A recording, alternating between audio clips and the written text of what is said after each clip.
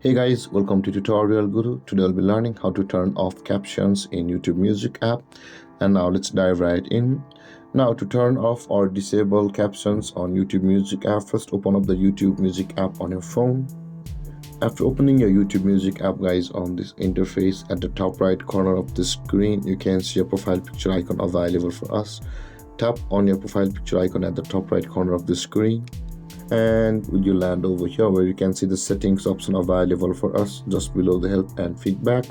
Tap on settings, and over here again tap on the general option available for us, which is the second one, and you can see over here you can see the second option that says captions. Tap on captions and you land on this interface. Now in order to turn off or disable captions on YouTube Music app, you can see the toggle icon at the right side of caption preferences. Over here tap on the toggle icon at the right side of the caption preferences like this, and when it turns to gray, your captions on YouTube Music app will be turned off.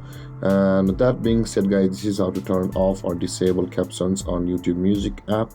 And if you have any confusions or questions regarding the topic, feel free to comment in the comment section below, and don't forget to like, subscribe and hit that bell icon for more videos. Thank you for watching, guys. Peace.